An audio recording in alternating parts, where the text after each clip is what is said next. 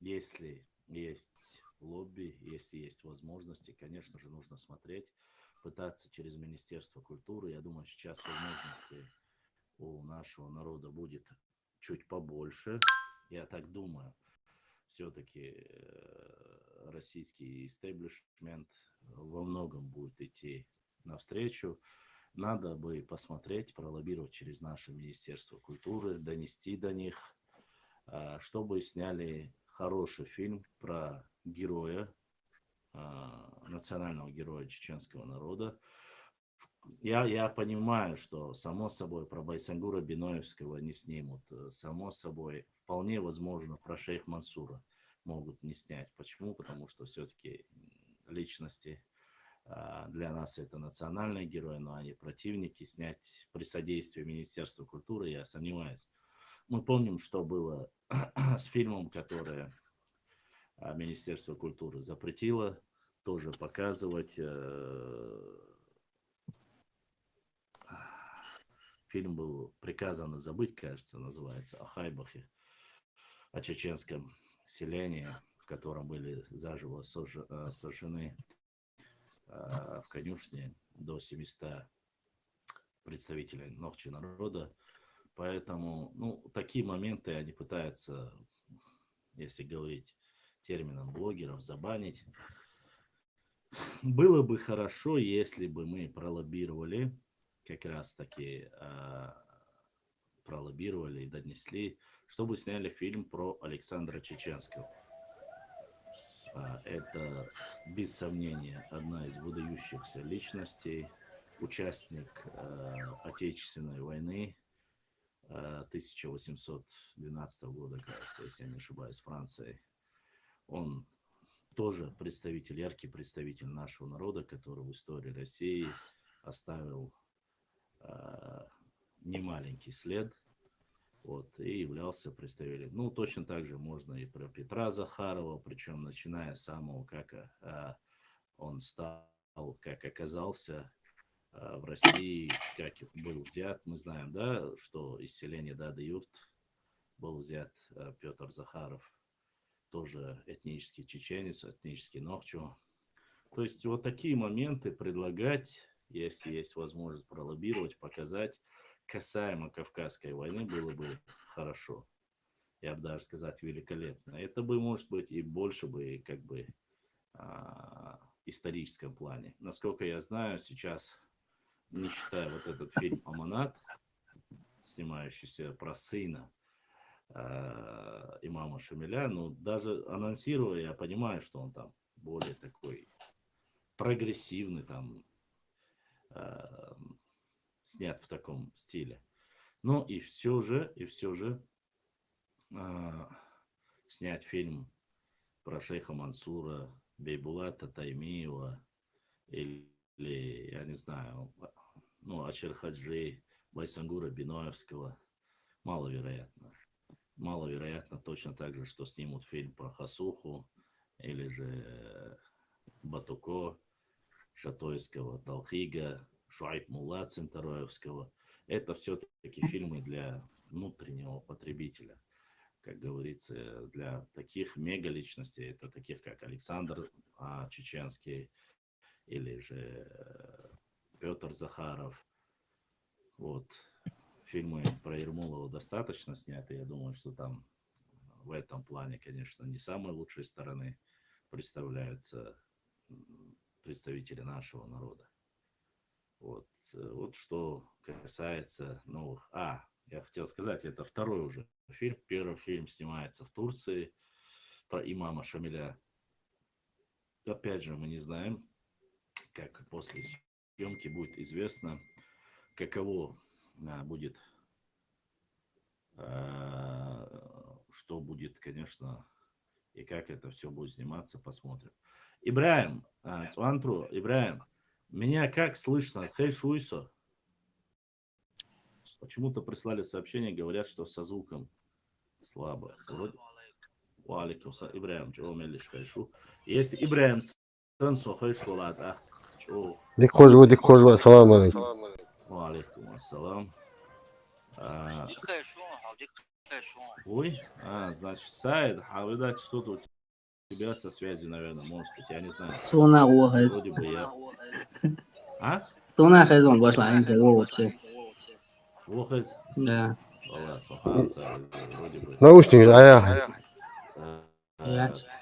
Трафик, вроде бы трафик. Йошмаировать ансахтом почти что. Но если здесь не получается, конечно, нам не проблема перейти на YouTube тоже. Вот.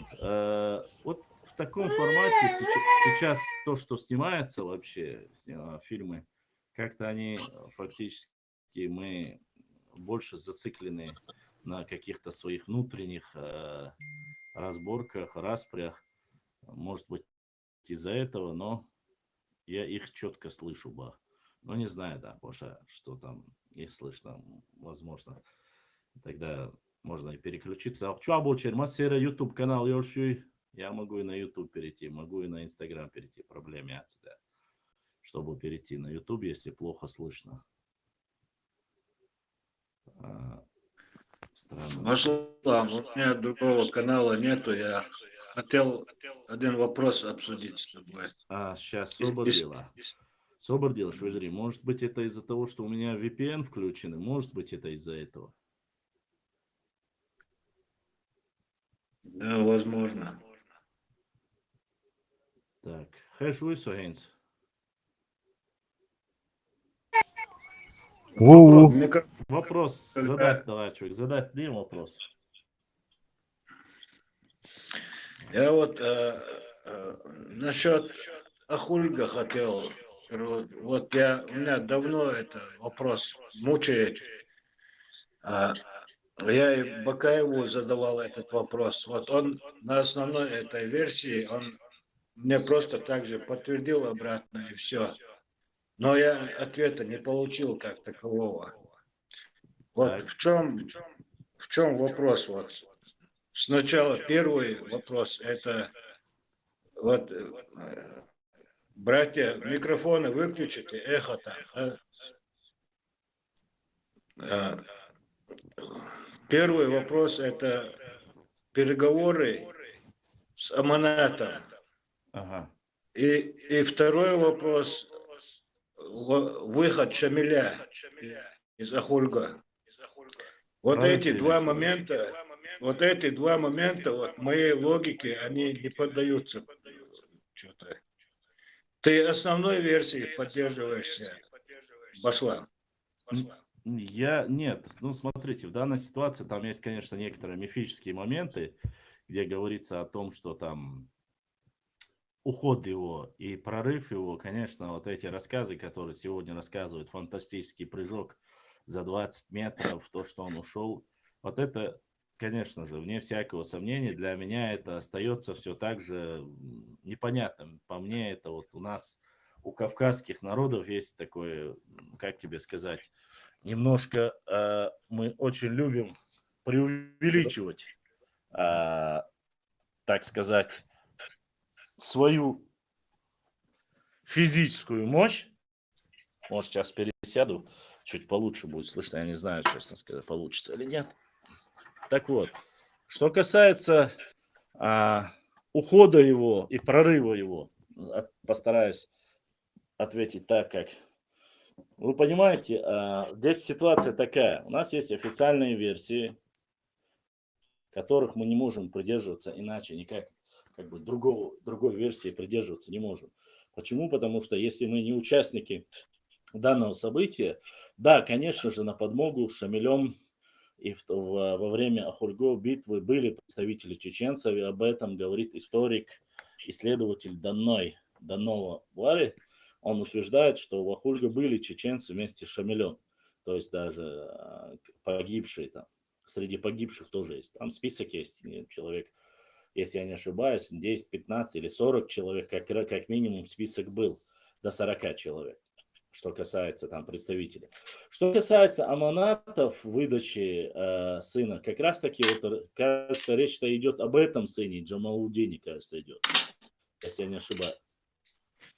Ой, его он же передал, да? Да, но дело не в самом сыне Башлам, как таковом, Ага. а в том, что вот они 2 раза же переговоры были, да? Ну. И второй раз он с этим полковником 1 на 1 разговаривал, да? Отошли, вот разговаривали 1 на 1. После этого он передал в аманаты сына, да? Угу.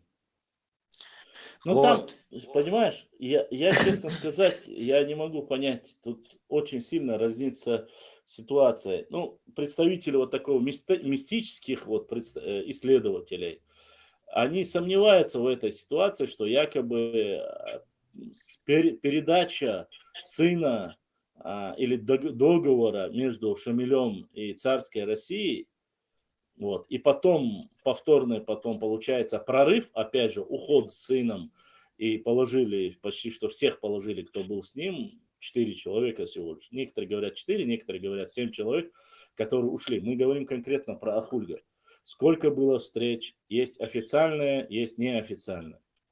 Насчет аманатов, это, как я понял, честно старший сказать, сын был в аманатах. В аманаты он отдал старшего, а еще грудничок был, по-моему, еще один сын. Да, но это тот, который с ним ушел. Да. Да, Шапи, я сейчас, честно сказать, не всех имена сейчас помню, как бы, я честно сказать, вот, меня больше волнует касаемо непосредственно, вот как он пересек границу, как он пришел к нам, и вот дальше его жизнедеятельность меня больше волнует. До этого периода меня момент один, как бы, я не сильно углублялся в эту тематику. Почему? Потому что в любом случае там специалистов, у них, кто проживал, ну, у нас в этом случае остаются моменты и документы только российских источников, других источников у нас как таковых нет. Имеется в виду до того, как он перешел в Чечню. Есть единственные моменты, вот как... Вот меня смущает вот этот момент. Вот, ну, он поговорил 1 раз, они поговорили, потом 2 раз поговорили. После этого он отдает сына в аманаты. Это означает автоматически, раз ты своего ребенка родного отдаешь в аманаты, значит, ты о чем-то с ним договорился. Не обязательно, не так. Если ставятся условия, то есть Шамиль обещает, что он прекратит там или не будет делать определенные действия, и за счет того, чтобы он сдержал свое слово и не пошел дальше, только в этом случае. Хорошо. То есть это как бы подкрепление. Вот только для этого делается. Тогда ответь мне, пошла. Вот они находятся в окружении, в очень сложном положении выхода нету у них, да? Ага. Там других там разговоров нету, кроме как сдачи, не сдачи. Да, Правильно? Там больше говорить не о чем просто. совершенно верно. Вот теперь Ну, просто смотри, там... я просто логически, ты историк, я вообще не историк, короче, но Мгм. логика, вот мне логика одно говорит, а вот само это событие, как нам выставляют, и Мгм. это не совпадает как-то с логикой. Мгм. Хорошо, договорились, но сына он не отдал бы, просто там уступки, там 5 метров отойти, или там ночью не стрелять, или днем стрелять, короче, не за это же разговор, о сдаче просто или не сдаче. И я вот не пойму, в таком безвыходном положении отдавать сына и не сдаться. Вот. Это Ну, мы полная тогда... противоположность. Я понимаю, о чем ты говоришь. Опять же, Или, или сдаться, но он как-то, она все равно уходит оттуда. Вот это первый момент. Второй момент, Башлан.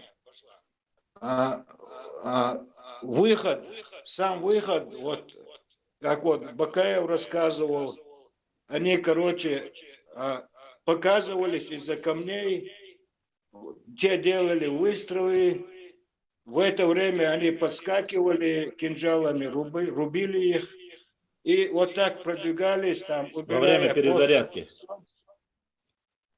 пост за постом убирая, вот так вот они прошли как бы эти несколько колец там. Мгм. Надо еще помнить, что Ташу Хаджи с одной стороны в начале осады еще не смог пробиться к Шамилю, и с дагестанской стороны еще один отряд. Вот два отряда не смогли пробиться. Там кольцо Ну, там там не было. пробиться, там даже говорится, Шамиль считал их, что они предали. Не про то Шухаджи, конечно, а вот другие, то, что ты говоришь, с Не, дагестанской стороны. я имею в виду, именно кольцо было конкретное, что два отряда снаружи не смогли пробиться Я понял, о вовнутрь. чем ты говоришь и что ты намекаешь. Я понимаю, о чем ты говоришь. И вот смотри, с ним несколько человек, вот, хоть и здоровых, да, но уставших уже, короче, да, вот, раненых, семья еще. И вот такое плотное кольцо, вот, если, ладно, вот первый этот пост, они вот так могли еще проскочить, да, но выстрелы, мы же понимаем, вот, окружение, когда вот посты ставятся, они на шум выстрела, они обязательно друг другу, они сообщаются, они должны реагировать, эти посты, между собой.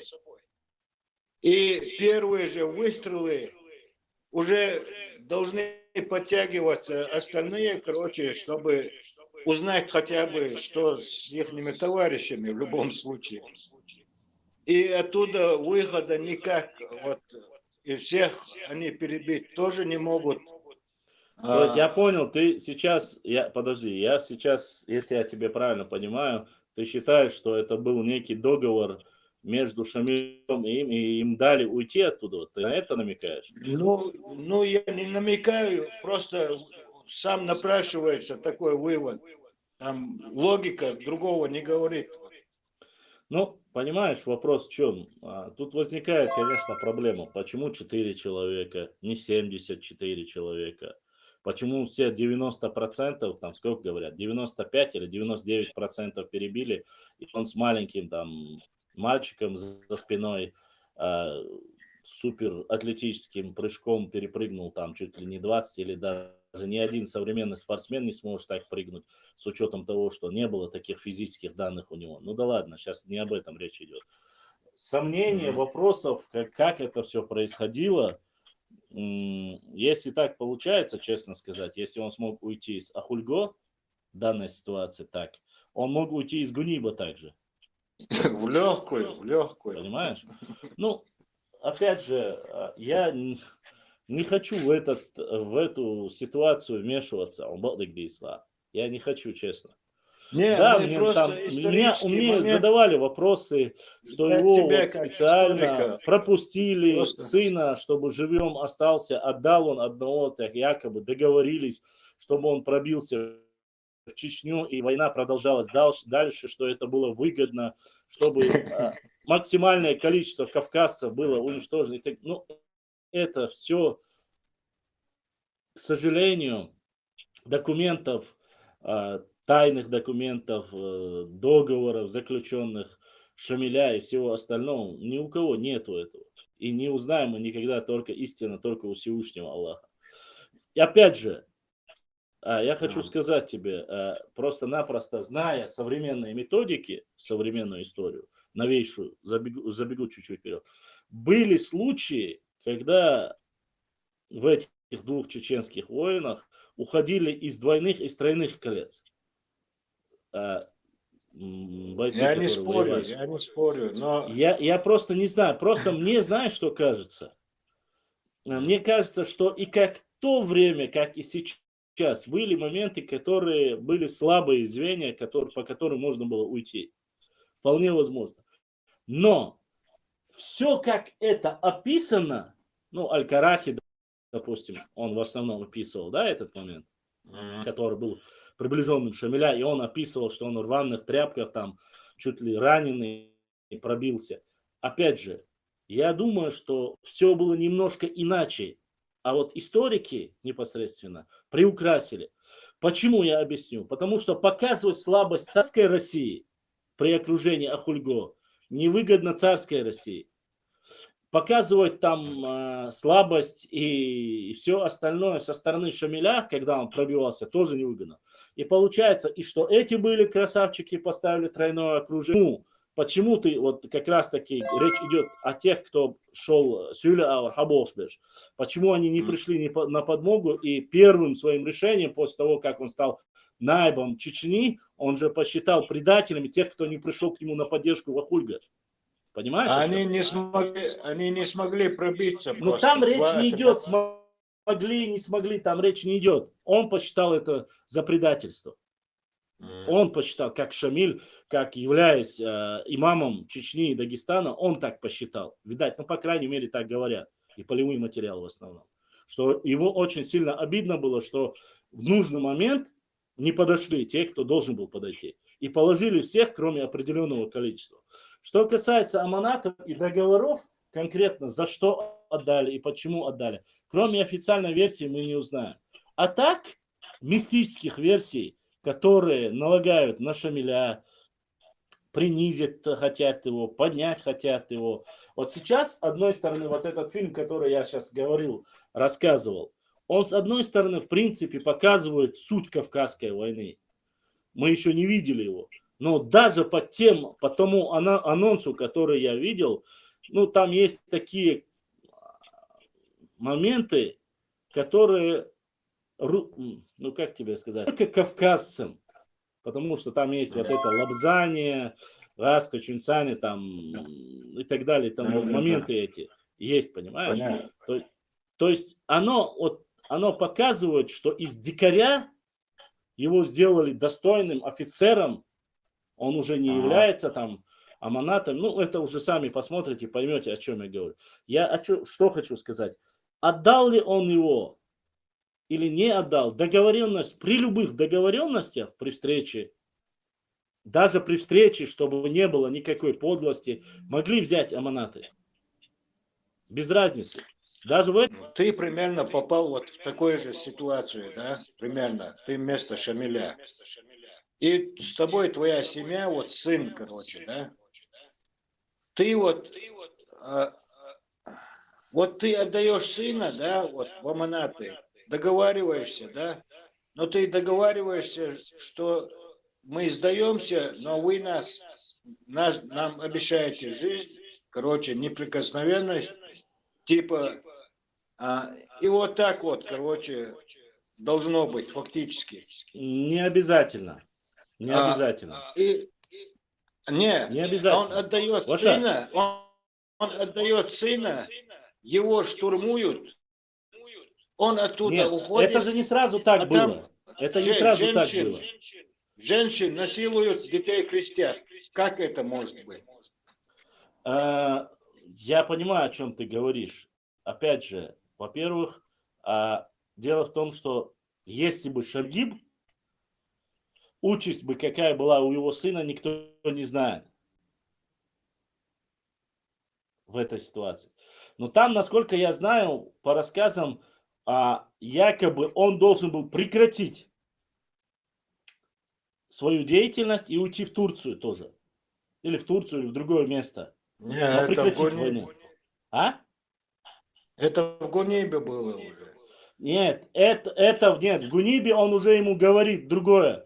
В Гунибе он ему говорит, я тебе предлагал несколько раз, это было позже, я тебе предлагал, но ты не согласился, сейчас уже другие условия. Я тебе не про это говорю. Вообще, про Турцию я с тебе не именно про Турцию говорю, имеется в виду о том, что сопротивление будет прекращено. Странно, конечно, получается, что он уходит, но там же погибли, подожди, во время, когда Ахульго уходит, там же погибла его сестра вроде бы. Сестра Там или все жена. погибли, все. Ну вот, я же тебе говорю, поэтому насчет договорника это маловероятно. Или они сглупили, или кто-то из них не сдержал своего слова. А по Гунибу Шамиль, когда Шамиля еще до этого, его сын, это описывает, его взять описывает, говорил, и Шамиль сказал ему, своему сыну или кому-то из приближенных сказал, они несколько раз не сдержали своего слова. Тут речь как раз таки, может быть, и идет и о Хульге тоже. Когда те взяли аманаты, но не сдержали слово. Да, Просто это у них в привычке будет. Да. Я просто о чем говорю. Я не могу в данной ситуации, почему в истории не говорится же о том, что царские офицеры, царские там генералы не сдержали свое слово. Такого там не будет, ты не увидишь этого.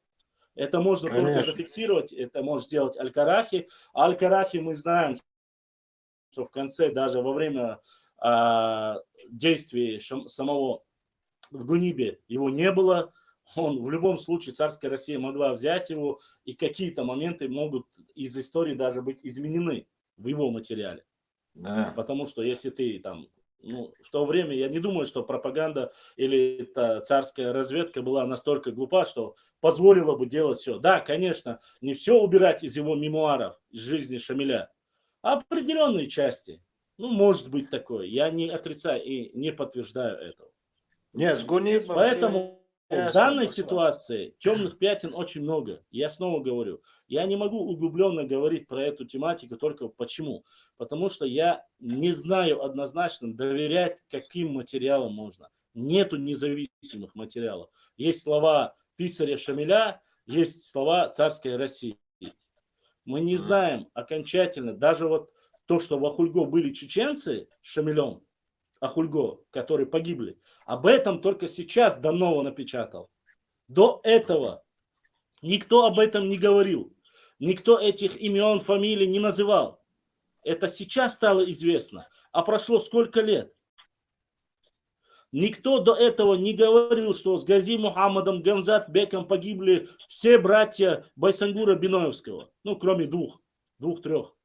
А их было 9 братьев. Остальные все погибли в Газавате. Вообще, по сути своей, Ичкерия, она выступала всегда, она была более такой, Ичкерия, Аух, это один анклав. Они всегда были вот в этих восстаниях, в Газавате, в этом всегда были, участвовали в этом. Да, Понимаешь? в Агаде. Да, конечно же, участвовали в этом. Просто-напросто, понимаешь, в то время понятия такого, как национальный газават, этого не было. Это сейчас появился термин национальный газават. Я почему говорю, в газавате было больше наших. Это наш был Гамзат-бек, это наш был Гази Мухаммад. Там не было понятия. Там был ты мусульманин, ты против геуров. Вот было понятие. Вот о чем я говорю. Понимаешь? Но сегодня некоторые начали национализировать этот газават и начали говорить, вот сейчас мне прислали переписки в чатах, сюлю-чатах, они говорят, нам надо вернуть все аварские земли, царские, аварские, ханские, все земли начать нужно с возвращения Чеберлоевского, Шароевского и Шатоевского района. Как тебе такие разговоры? Скрины есть, это все есть, вы можете проверить, никаких проблем с этим нет. Это мы посмотрим, кто кому должен. И Шамиля, и Ганзатбека, и Гази Мухаммада, соседи, братья-мусульмане, которые были в исламе, поддерживали Газала. И при объединении эта часть входила в имамат Шамиля. Но сегодня и поселяли туда, Шамиль же заселял этих людей. Более лояльных он заселял на свои земли. Вот так появились на наших территориях Шаройского района, Шатойского района, Веденского нынешнего, Нажиртовского района появились и разные общества, сюли общества. Не все, конечно, но появились. Почему? Потому что в понятии имаматства не было понятия чеченское, это было одно мусульманское государство. Но сегодня, когда уже разделились и начали говорить, вы к нам пришли, мы к вам пришли, началась вот эта непонятка. Аух до 1921 года никогда не входил в состав Дагестана. Никогда. Кизляр не входил никогда в состав Дагестана. Никогда не входил. При Ермолове эти земли, вот где написано кумыки, были переданы только кумыкам и кумыкским князьям. При Ермолове. Это все вот касаемо нашей истории. Мы должны знать, есть люди, которые до сих пор утверждают, я же говорю, не просто так, это научный журнал, где Дикая Патия и ее приспешники обсуждают, причем научно она утверждает, что Байсангур Биновский, он это никто. Просто был наибом, небольшим биноевским наибом. Но даже сегодня эта патия не понимает, что тейп Байсангура Биноевского, грубо говоря, Беной, является одним из больших, самых почти что больших в Чечне даже сегодня. Я хочу, чтобы было понятие у людей. В то время не было даже столько аварцев, сколько было биноевцев. Чтобы было понятие у вас. По переписи 1833 года там, грубо говоря, 15 тысяч, 20 тысяч написано. Все женщины, мужчины, старики, дети, все вместе взято количество аварцев. Записано по переписи российской. То есть это не просто так. Но он говорит, возглавлял как биноевцев. То есть они хотят принизить, понимаете? Уменьшить. Влияние ауховцев уменьшить. Влияние этих уменьшить. А Хапизов же по-другому действует. Хотя принижает по-своему. Хапизов как он делает? Он делает тоже умно. Хитро делает. И он говорит, да, Байсангур был, но даже по сравнению. Он как хитро делает? Он говорит, Шуайб Мулла Цинтаровский был 100 раз круче Байсангура Биноевского. И он тем самым стравливает Цуантрой и Бену между собой. Чтобы эти два тейпа, два больших тейпа начали говорить, тхайни круче, вот тхайни круче, вот это питан для штуцу. И цакия человек, тот видится на эту фитну. А кия человека должен сказать, стоп. И Шуайб Мулла, и Байсангур Биноевский, они ногчи. А это братья, это один народ. Мы один народ. А он, зная стравливание, а красный горшок идет дальше даже. Он говорит, акинцы это не чеченцы, это ингуши. Ауховцы это ингуши, он говорит. И они пришли, то у них они в 19 пришли веке, то они пришли в 18 веке. Только я одного не могу понять. Если они пришли в 19-18 веке, трижды кандидаты истории, или я не знаю, кто они, доктора, остальное. У меня вопрос. Откуда Окотский появился? Шихмурза Окотский. 16 века который. Есть некоторые документы 15 века, где ококи заключали договор и работали, рассказывают еще со времен Петра, рассказывают, что в Астрахани договора заключали, покупали, занимались сегодняшним языком, купцами были, занимались бизнесом. Почему? Потому что выгоднее таким образом стравить. И некоторые ауховцы даже ведутся на эту тему. Мы там отдельные. Я сегодня читаю статью очень, в принципе, патриотичную. человека, он пишет «Аки астхойский народ». Он пишет и Язуаш, это не простой, не человек, который не образованный. И я через определенное время, сколько лет прошло уже, я сейчас должен сидеть, исправлять и с этим человеком встречаться, ему объяснять: Чурбан, Ладуа, не акинско-астхоевский народ, нету народа. И никогда не было его.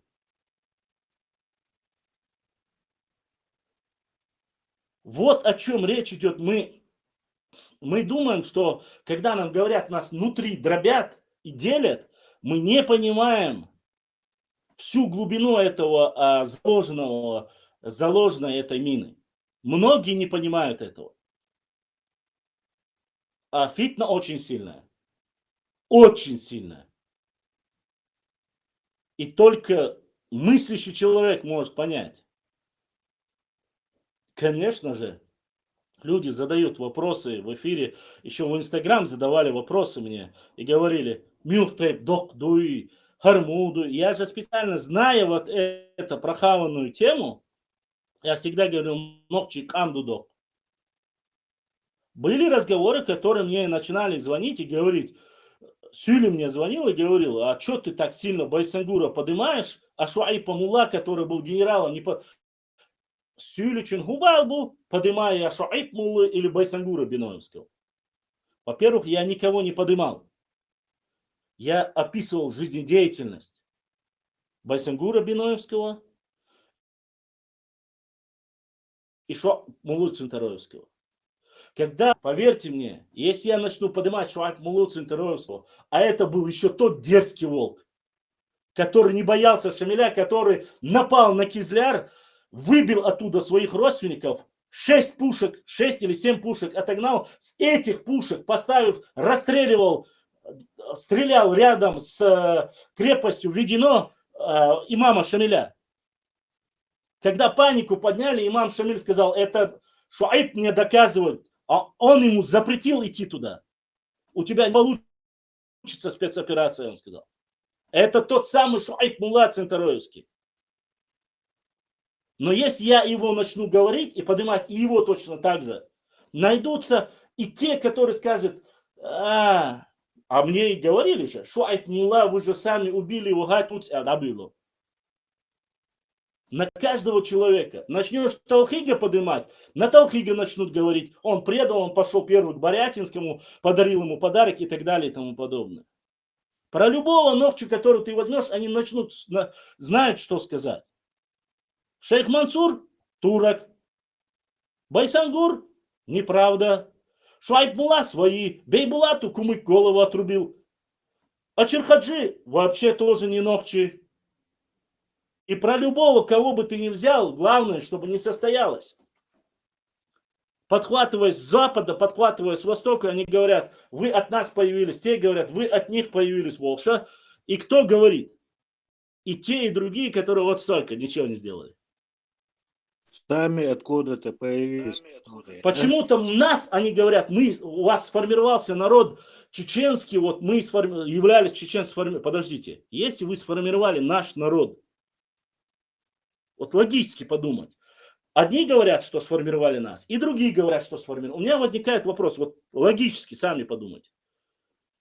И вы до сих пор не сформировались как народ, и они не сформировались как народ. Шулхама остаются мюшбу. Соборди, то анди, то сюли дать. Есть, которые сюли дубов, а анди был. Дедойцы, которые говорят: нет, мы отдельный народ. Хоть маленький, но мы отдельный народ. Есть, которые говорят: тросюли дубов, там чамалинцы и так далее и тому подобное. А это обозначает, что они не сформировались. Единого народа нету.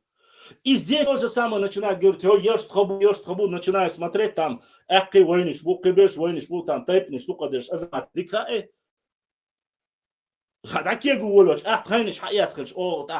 Как ты сформировался? Откуда сформировался?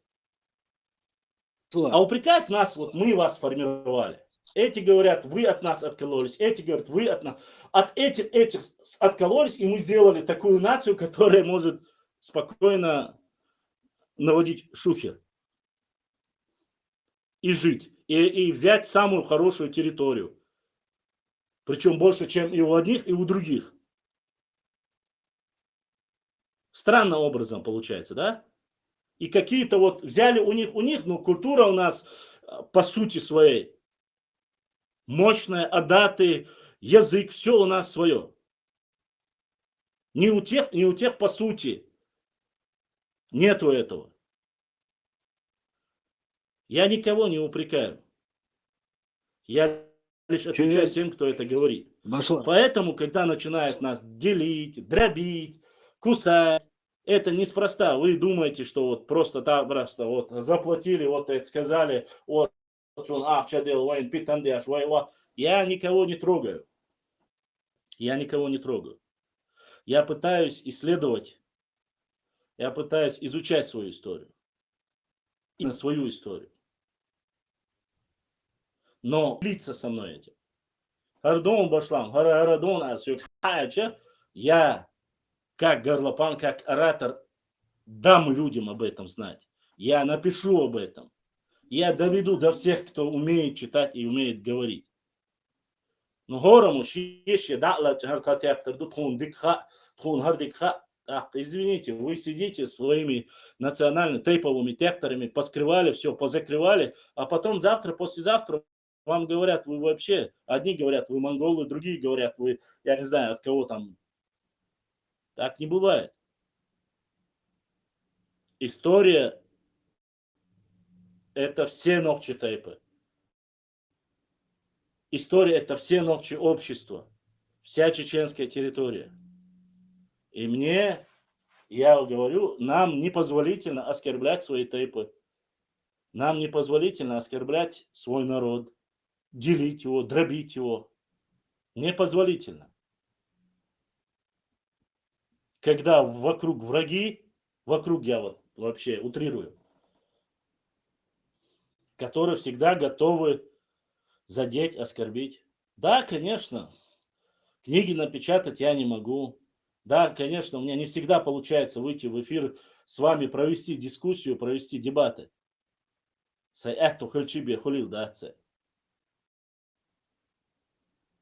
Возможности нет, но я пытаюсь, по крайней мере. Я вам говорю, хаятиш.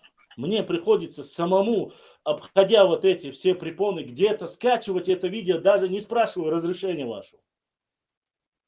И логотип я туда ставлю не потому, что я сам такой крутой. Нет. Я его ставлю, чтобы меня не забанили. Только для этого. Аудитория цартеша. На всех контентах, даже дублирующий, масана. Хар Ибраим подключить вин. Даже на сейчас Рутюбе тоже сейчас запускать пытаемся. И все едется в Европе. А я в Чечне. Чтобы добыть весь этот материал, чтобы рассказать об этом, чтобы напечатать это, многие просто-напросто пропустили. Я же зачитал, вот книга Хасана Бакаева, дополненная книга. И когда я читал здесь про Марию Темрюковну, многие пропустили момент. Им не важно, какая-то там адыгейка, черкесска, кабардинка вышла замуж за Ивана Грозного, но моменты были сильные. Как вышло? Почему вышло? Как договаривались? Понимаете, в чем проблема? Когда есть три варианта, вот сейчас я вам перечислю 3 брака, чтобы вы поняли, о чем идет речь. Вассалы Кавказа, то есть полномочия, земли, и если с кем-то будет война, вы отправит в любое время к этому, именно к этим князьям, к родственникам Марии, отправит там, Иван Грозный отправит.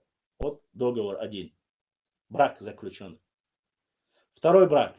Чтобы было понятно, кто какие получает преференции от этих браков.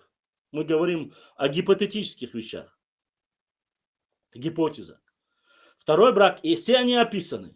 Второй брак, выдуманный, невыдуманный факт. Ермолов, у которых были жены представительницы с Дагестана, я не буду называть нацию, но представительница Дагестана, и они получают огромные наделы, фактически. Да, они воюют, да, они тоже гнетимые, дальше их и были и депортации, и все остальное, но их владения расширяются.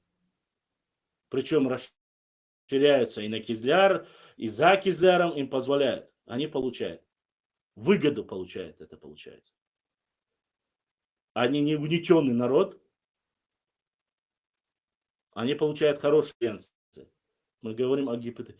И третье, это чеченцы, которые ради сохранения своего народа, якобы, которые выдали замуж за Аюбхана чеченку, который описывает Ян Потоцкий. 3 версии. 3 версии. И все 3 они их описывают. Один поляк описывает, другие российские источники все описывают, но имеется в виду Мария Темрюковна. Но и жены Ермолова, или же Ермолов сам, то, что был женат, там какие преференции, крестил он детей, не крестил, они развелись, не развелись, но суть не в этом. Факт остается фактом, что лояльно относился к этому народу. Ну, в этой области, грубо говоря. Имеем ли мы право осуждать тех иных, вот всех этих 3 народа? Адыги, чеченцы и один из дагестанских народов. Имеем ли мы право?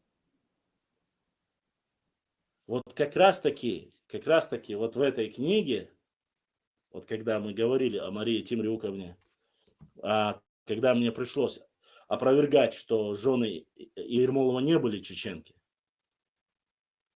и Ермолов никогда не строил самые красивые 4 мечети в Чечне, которые, по сути, не любил. Ну, как он мог любить, если за лжепророком называли шейх Мансура и гонения, и все проблемы вешали на него за магометанство. Ну, это любой нормальный человек поймет, но старческий маразм, дебилы не поймут этого. Кстати, вот эта шапка Мономаха, я вспомнил. Этот иранский один турист в Москву приехал, он эту арабскую вязь заметил на этой шапке. Там шахаду, короче, полностью. Да, не, но это мы печатали, там не только на ней. Там и у Александра Невского тоже на шлеме есть. Это же говорит Шахада. о том, что тайная, как бы закрытая свадьба, вот это все. Возможно, этот Иван Грозный принял ислам, наверное. Нет, он читает, вот речь там идет, что договоренность, она была очень красивой. И одна из договоренностей Ивана Грозного, по которой он женился, вот, по исламским канонам. По исламским канонам. Закрытая свадьба была. Да, этот вопрос, конечно же, более глубоко нужно изучить. Понимаешь? Сейчас речь не об этом. Вообще я как бы привожу. Стоит ли кого-то из этих упрекать, из тех упрекать, когда вопрос стоит о жизни и смерти, когда вопрос стоит об исчезновении и так далее и тому подобное. Я не говорю, что всех 3 версии, мы не знаем, все они достоверны или нет. Насколько они достоверны, мы не знаем. Однако бить в клин между чеченцами или кавказцами и адыгами, вот этот грязный Изя, который там, дебил, сидит, танцующий в красных шортиках, вот привели адыги, грубо, черкесы, адыги. Это, конечно, смешно. Это то же самое, если бы кто-нибудь сказал, что Тамерлана Хромова на Кавказ или через Грузию провели осетины. Являлось бы это действительностью, правда или нет? Конечно же нет. Это неправда. Ни Тамерлана, ни Ивана Грозного, который и до Астрахани, и до Казани, и шведами воевал, это империи. Империя не мыслит в таком плане, привел, отвел. Нет. Заключил договор, не заключил договор.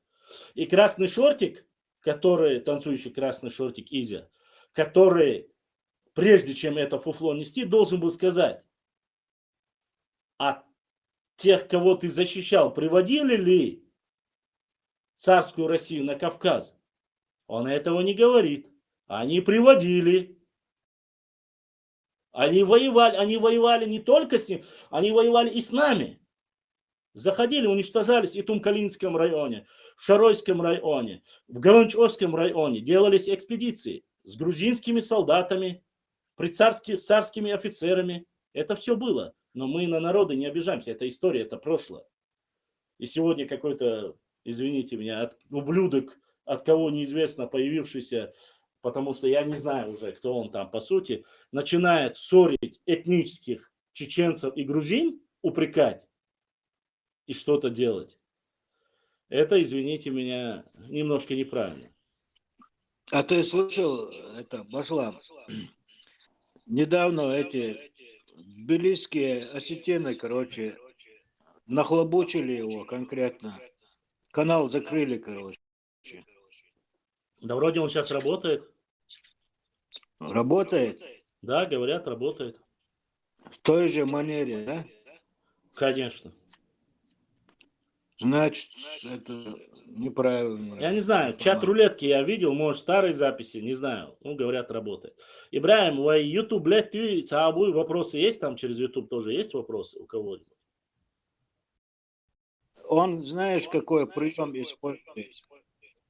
Вот он сам, не будучи грузином, заделался грузином, да? Да, он действует по той же методике, Брюс. Он действует по той же методике, как и Красная Шапочка.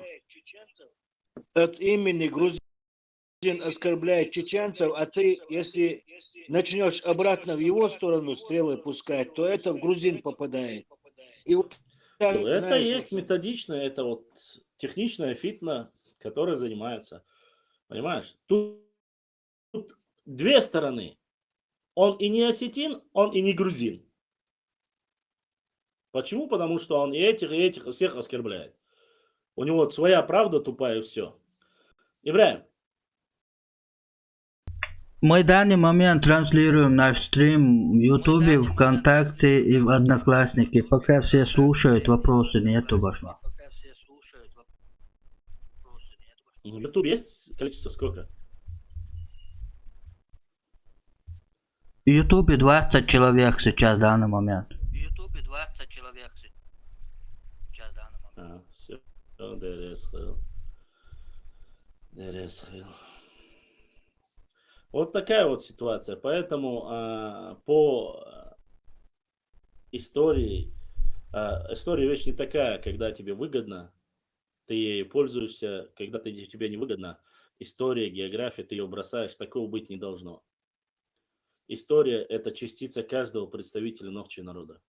И география – это каждого частица Нохчи народа. В тот момент, когда вы забудете свою историю, свою географию, свою культуру и перестанете быть представителем своего народа, вам будет безразлично о своей истории, о своем остальном.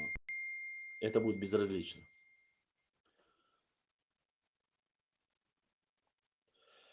Все, сегодня мы получили донат от одного нашего брата. Аллах да саэл, обеш мархаба я это не донат. Будешь на гезешка соуда улетел, да лухуа хуан.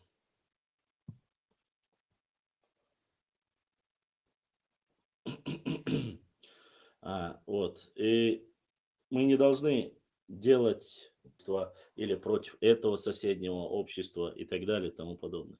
Мы не против кого-либо. Против лжецов, те, которые делают нападки на нашу историю. И нету никакой разницы между тем, кто в свое время вырывал плиты и делал из них свинарники, коровники и дороги, между теми, которые сегодня, в 21 веке, являясь, в кавычках, мусульманином, ходят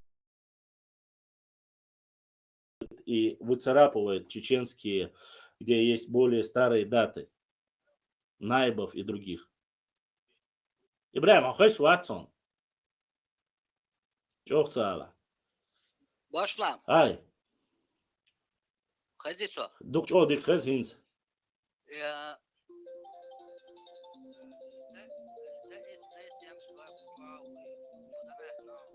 Да, сам И наш брат Адык тоже прислал. Брат от души, пусть Всевышний Аллах воздаст тебе за все твои добрые дела, за поддержку, за то, что донатишь, помогаешь. Разницы нету, какая бы там сумма ни была. Главное, что вы не забывайте поддерживать наш канал.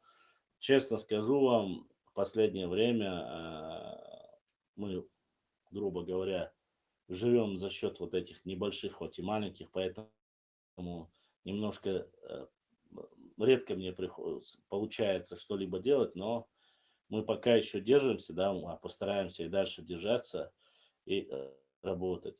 Работа против нас не прекращается. Есть некоторые ребята, которые со мной работают. Не ребята, это взрослые мужчины. Аллах дал сей дуа. Они днем и ночью, 2-3 часа ночи приходит сообщение.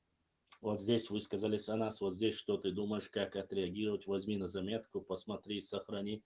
И вот 24 часа я не скажу, конечно, часов 5-6 уходит, убираем, остальное время всегда в онлайне. Несмотря на блокировку Фейсбука, Инстаграма и всего остального, информация поступает. И мы работаем. И не останавливаемся, да. Нужно свою родину любить не частями, не тогда, когда тебе выгодно, не тогда, когда ты уже все получил, обогатился, сидя где-то дома, там, кушая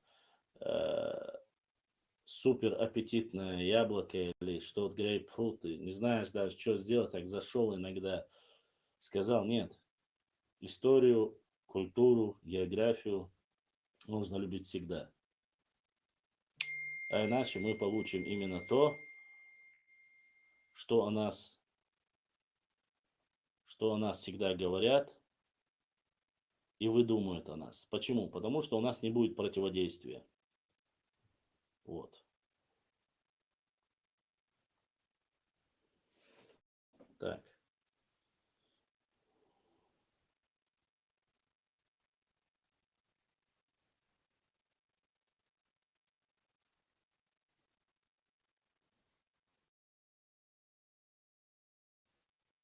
Ну вот, смотрите, у нас идет эфир, и вот один из наших братьев прислал документ. Милостивый государь, это, сейчас я вам скажу, материалы из истории Дагестана и Чечни, том 3, часть 1, 1801-1839 год. Милостивый государь, Александр Иванович, в ноябре месяце прошедшего года генерал-лейтенант Велиминов дал разрешение преданным нам ингушам делать нападение на деревни непокорных чеченцев и карабулаков, дабы тем заставить их последних более заботиться об охранении своего собственного имущества и, следовательно, через то препятствовать им собираться большими партиями для грабежа в наших пределах. Ныне я получил донесение, что 8 числа прошедшего апреля ингуши под начальством прапорщика Берда Дударова отбили у жителей непокорных деревни Галгаев Таргим 2000 баранов, коих генерал-лейтенант Велиминов разрешил отдать в пользу Дударова и подтвердил продолжать нападение на мятежников, но с тем, что отнюдь не было наносимо никакого вреда жителям тех селений, которые почитают мирными. Эти документы, они в свободном доступе, они ни от кого не скрываются, они есть у всех, кто желает посмотреть. Я просто многие вещи их не публикую. Но некоторые думают, если я не публикую, значит у меня их нету или слишком слабые доводы. Да, это, конечно, проблема. Тот, кто сейчас услышал, многие могут понять, а многие могут не понять. Тут речь идет о чеченцах, карабулаках и даже галгаев, на которых делали нападение.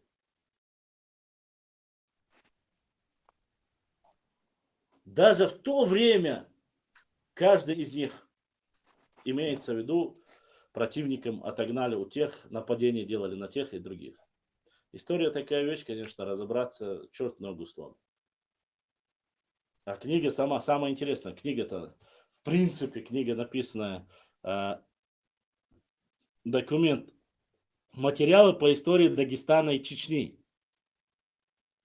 Не Кавказа, а именно Дагестана и Чечни. И тут такой пункт именно описывающийся.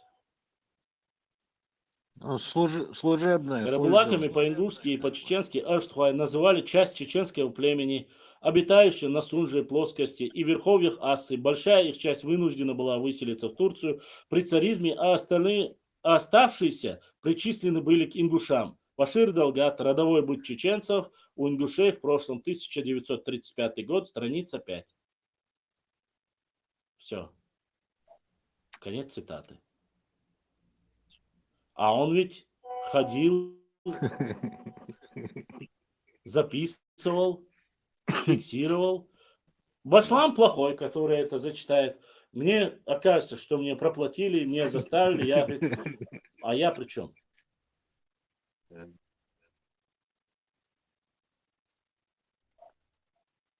Я не хочу, конечно же. Собрались как-то все Мехкел местности 3 крестов, Ходжа-Эрте, чтобы решить, кто же из них более высокие сословия, а кто более низкие. И поставили, что за убийство одного галгайца следует убивать 2 вяппинцев. С подобной точки зрения на галгайцев, как более высокому тейпу, приходилось встречаться среди вяппи жителей селений Ольгиты, которых называли горных ингушей народ Хамхуай. Первым среди Ингушетии жители селения Джейрах считают галгайцев более сильным по сравнению с вяпинским племенем, но при этом признают этническую общность обеих групп, так как они люди одного языка. Этнонимы племени названия Северного Кавказа 1973 года Волкова. Вот так вот. Да. Это вот сейчас прямо смотрят наш эфир наши братья и присылают эти документы. По свидетельству Якуба Ренгиса, 1780 год, ингушский язык отличается от языка карабулаков. Приняв в рассуждение язык по справедливости, можно заключить, что сии народы имели разное происхождение, ибо что ингуш говорит того сосед его кист, разделили с ним одною только небольшой рекою. Не разумеет, а оба они не могут отвечать карабулаку его языком. Ай.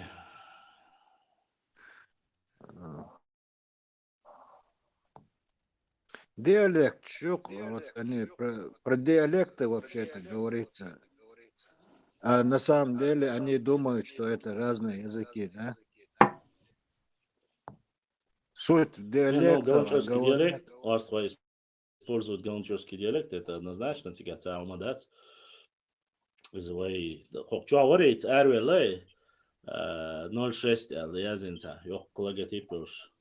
Он говорит, скоро он докажет, что... Я последнее время вообще смеюсь от всего этого. От нелепости всей. Нелепость нелепостью, конечно. Нелепость — это когда что-то сказал, когда нашел... когда ты нашел достоверную информацию, ты понял, что это ложь, ты понял, что ты ошибаешься, и прекратил это делать. То есть вот то, что сказать, сегодня я рассказал что-то я не прав, я в следующий раз книгу прочитаю, если я найду новую информацию, я скажу, все, без разницы, какой бы он национальности не был, я ошибся. В этом моя вина. Но считать, что за выгодный, что один князь там из рода Темрюковых заключил договор с Иваном Грозным, обвинять весь братский мусульманский народ адыгов, который был очень воинственный, который потерял, который по всему миру живет, там 10-15% у них осталось дома, обвинять весь народ я не стану. Из-за того, что какой-то дебил в красных шортиках, который сам не знает, какого он происхождения, будет оскорблять или адыгов, или нохчи, или там других остальных.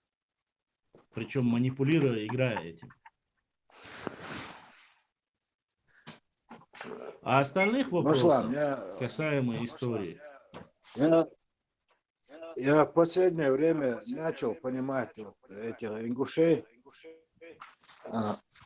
Дело в том, я вот до недавнего времени я думал, что я Тейпан Оркока. а? И вот это Ну, мне смириться вот нашими с братьями, этим, да. и Я смириться имею с тем, что я мулко, короче, вот это мне, это данность, это правда, но мне это привыкать к нему трудно было, но все равно я одолел это.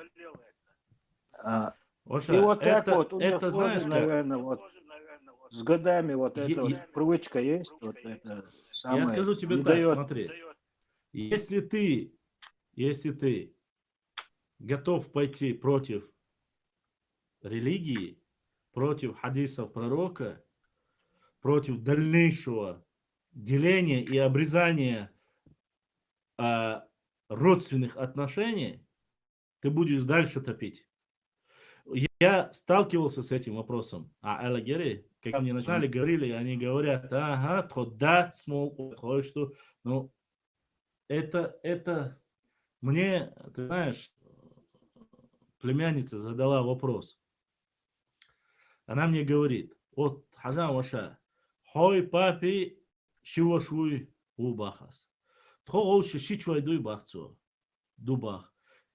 Тхабеш, гоуши, мягчуй хули уже, хульбах. Мягчуй дабельч там. Ну и там уже 6-7 колен, все. Да. Брюс, понимаешь? Все, после этого ты просто теряешься и уходишь, становишься этого тейпа. А сколько случаев, когда меняли фамилии? Почему меняли? Есть объяснение этому. Родственник ушел в абреки, меняли фамилию, чтобы не угнетали остальных. Много других случаев было таких. Много случаев было таких. Вот такой народ у нас такой неспокойный. Да, конечно же, многие... я это почему говорю? Единый центр, когда у тебя есть, эта проблема очень сильно у нас есть. Не очень сильно, но она у нас есть. У нашего народа. Почему? Потому что когда есть такая проблема, она возникает, эта проблема, тейп становится все больше и больше. Вместо того, чтобы укрепиться, обиды, кровная месть, нерешенные проблемы не помогли, не сделали, деление уходит. Но мне начинают люди некоторые по своим селам уже мне говорят, сок тайпану. Я не хочу сейчас называть, там даже некоторые в Аухе начали так делать. Но ты им говоришь, ну как ты вот хартейп дубах, багы, бах. А хартейп дубошхач, когда это село основано? Грубо говоря, не было вот в 16 веке не было этого селения. Хуяр хатейпанце. А ты делаешь себе минус. Так хот эви анхул. Хот элецн хул. Так хот керинойца хул. Тогда твои корни уже намного слабее. Конечно. Нельзя такие вещи допускать. Это Нельзя. вот я, например, с детства считал, что я тейпа, да, вот своего, ну, Хурко. И сам я сам дошел до этого, что я мулко, короче, на самом деле, тейпан. Ну, я как просто этот расклад полный, гарнаши, не, ой, это расклад, когда я понял полностью, тогда я осознал, что я мулко. И вот это вот с детства, вот ты так жил, да, вот как бы, короче, и потом раз ты понимаешь, что ты мулко, и вот это с этим Привыкнуть никаким. надо. Люди должны объяснить Я просто-напросто, довести. сразу детям всем объяснил то, что я понял, короче, сразу всех мулко сделал, это без разговора. Нельзя делиться. Ну вот смотри, 1871 год. Это не просто болтуны, это не просто балаболы, у которых нету даже образования. Пишет. В 1871 году. Люди, которые считают, что принесли нам образование, язык и все остальное. Кисты, галгаевцы, назрановцы, карабулаковцы, галашевцы, джейраховцы, царинцы, акинцы, мерджинцы, пшехоевцы, шапоти, шубузы, шатойцы, шаройцы, чеберлоевцы и брагунские чеченцы. Все они себя называют нахче. Н.Ф. Дубровин, российский военный историк, академик, генерал-лейтенант. История войны владычества русских на Кавказе, том 1, книга 1, Санкт-Петербург, 1871 год, страница 368-366. Вот у меня вопрос.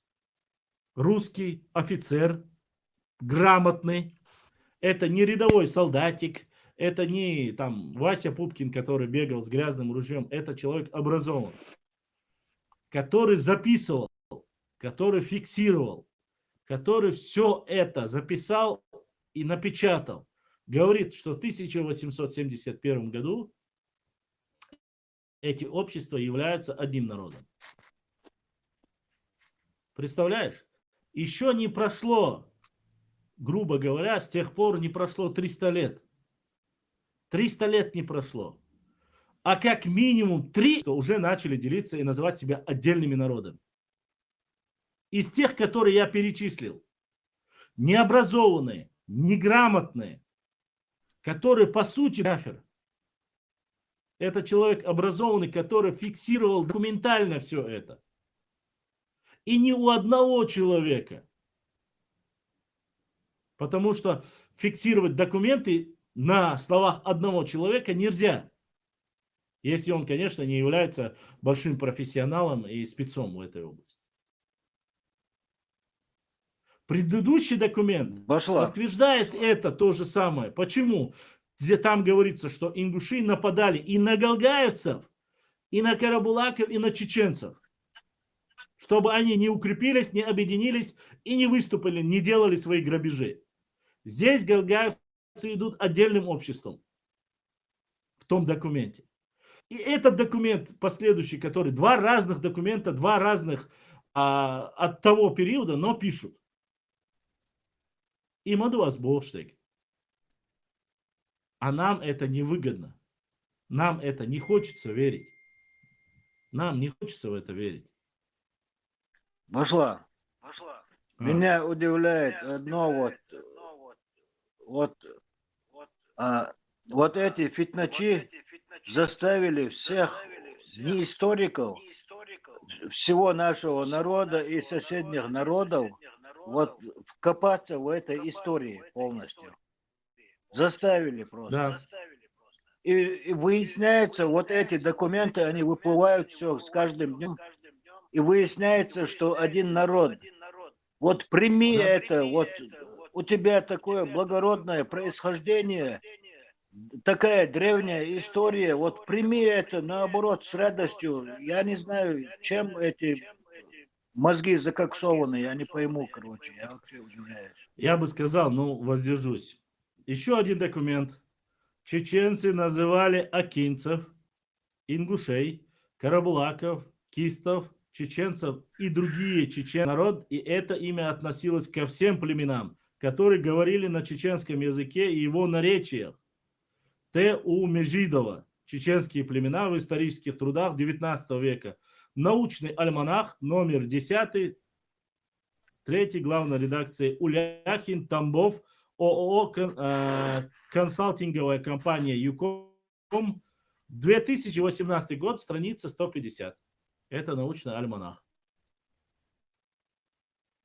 Чтобы вы Да все понимали, говоришь, об одном и научные документы, журналы, все они проверяются. То есть на обум там любого барана, чтобы взял, он там рассказал, что оказывается там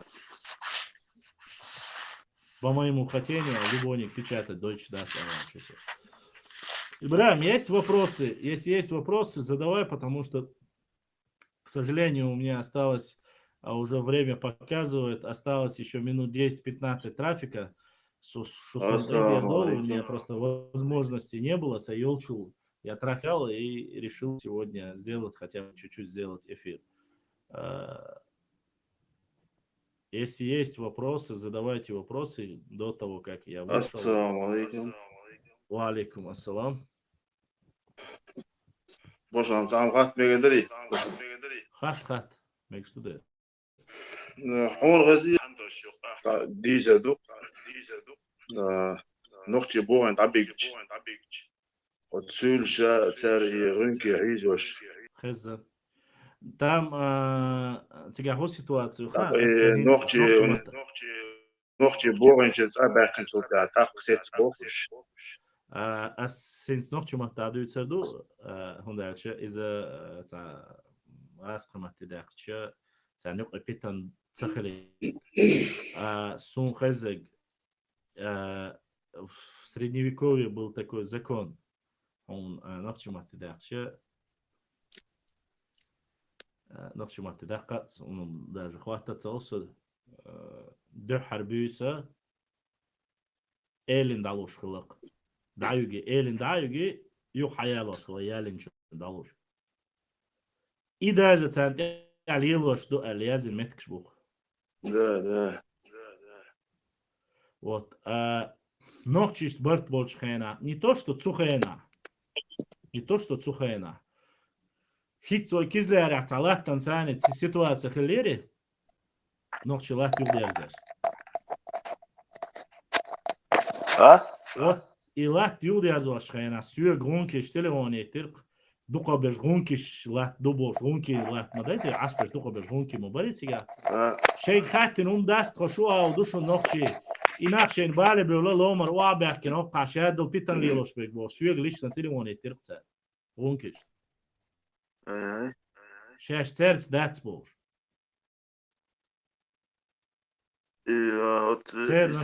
سير на самом деле они сейчас стали на положение дикяция, но غونکش Войт эниш собьются. Арабеш буй. Царь позиции заняться ее царь. К сожалению. Мох бэч хулюш. Инс хацею аязину никязина гон. Ачер хаджи царь сует куйшон. Асвак дабахон. Ташу хадж царь сует куйшон. Дукка. И бейбулат вир. Киде умаменш куйшу царь. Еще. Документишка. А хотя, по сути, на самом деле, царь бойцанич оуклер метигу. Ой, годин документик буцан. Ой, кешниш цадуодайтен метик буцан. Ой, беш телец метик буцан. Цер дохчхена, ха бойш дватхи гергелудеш бари. Царь шей беш тадел غونكي بو الله شو شاش داي كازاخستان داي ان خلا داي الحلقه ميتكش بو قدر دوكمنتكش بو تيغا خل اندري حلت بون شينا حق نوتشي غونكي بو تيغا خلاش غونكي دوقص خلا داق دوكمنتكش بو تيغا نو سунца Башлам, я ведь قيس خلاش цанах бу то, что цен дубош, без шкинах, это тоже надо понимать. Терду, шаиш даца сунхамца. Цен башла в любом случае, что ногти боин, там бэхтя, так сопюли шейзочи. Но и дутига, из рынгшнаху, что из андош наху, что. Но андой бодыгдич, андуаш Ну, даже хукштадых тоди. Andoš olsaydı, didoç değilsiniz peki. Nit biyaş bu çar bu. Didoç değilsiniz. Andoş da değilsiniz. Andoş olşdur çara hins şeyh sülü bağaç liyaş bu iş olur andiş. Çat bu çar ol. Kamuat çat bas, kaduhar çat das çara dat. No işe bağaç işe suyuk şey muat tabakaç iş suyuk izvaş bu şaş. Elesük no wish die Deutsch balık diş. Als mo eller schent ja doch nicht bina bağırsa. Ach, üç hezin verbuk da bu işten de. Warum ki die do ande iş ko ukuş. When you qahin bukuş.